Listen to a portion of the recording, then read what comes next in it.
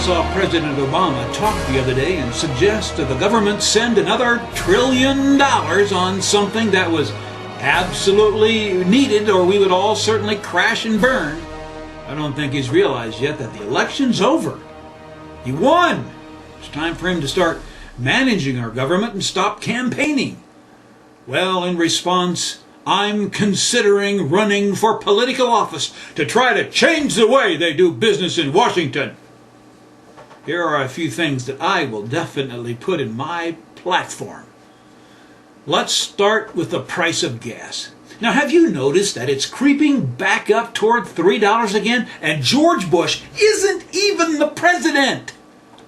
Well, it's going to keep going up, and something must be done. And here's my proposal.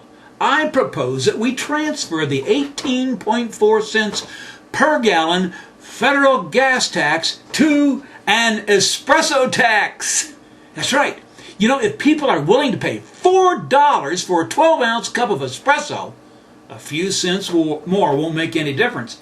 And their addiction to caffeine, why, it'll keep them pumping money into the system forever. Now, next I propose a tax on tattoos. Now, this would be a two-tiered tattoo tax. And here's why. You see, I'm getting darn tired of seeing a really pretty lady walk down the mall, and then when I take a closer look, she has some ugly tattoo in some, well, less than proper place on her body. Now, here's how my proposed two-tiered tattoo tax would work. Any tattoo visible when clothed normally would suffer a very high tax. Okay? Now, less visible tattoos, well, they would be taxed at a lower rate. Now, what do you think? Now, the next plank in my platform is this. No more daylight savings time. Here's why. I'm always confused about whether I'm supposed to put my clock forward or backwards. And then if I forget to do it, I can't figure out whether I'm going to be late or early for my appointments. It's confusing. Now, I think this law is really going to go over good in the rural areas, because I've heard that many dairy farmers report that daylight savings time confuses their milk cows. I'm sure to get the bovine vote. And here's something else.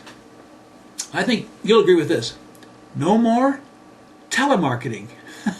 You know, that one promise alone should get me elected, don't you think? Here's another one.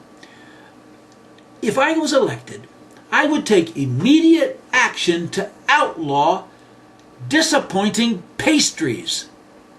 Let me ask you, have you ever gleefully picked out a luscious-looking pastry out of the cupboard, and you sat down to eat it, and it turned out to taste like some combination of deep-fried polyester and soot? I hate it when that happens. Here's another law that I suspect would get me elected. Within the first 100 days of my presidency, I would require that all shampoo manufacturers write the word shampoo on the side of their bottles. Instead of these little dinky little ones down here you can't even read. Shampoo like that. That way no American citizen, or illegal alien for that matter, would ever come home with a bottle of conditioner instead of shampoo. And by golly, television would not escape my wrath.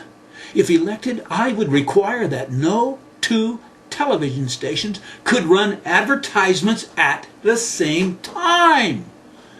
That way we could all surf all 147 channels and not have to listen to some poor sick soul tell us how some new drug saved their life despite a dozen or so life-threatening side effects.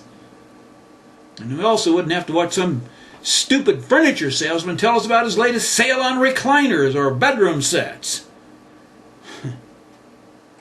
And we've got to do something about cell phones. You know, you used to be so cool when you were talking on the cell phone. You remember? Now you're nothing but a big annoyance. But my piece de resistance, or however you say that, has to do with laws relating to the humane treatment of animals. Now listen to me here. This would be an important plank in my platform. I would require that PETA, People for the Ethical Treatment of Animals, start their campaigns at the other end of the food chain. Instead of trying to protect cows and chickens from slaughter, they must do something to protect mosquitoes and cockroaches and termites and rats. After all, that's what we're killing the most of. Doesn't anybody care about those cute little cockroaches and those sweet little rats with their little pointy little tails? Come on, PETA. Stand up for the little guys. Stop fighting just for the big cows. And worry about those cute little termites. So, what do you think? You think I'd get elected? Golly, I hope not.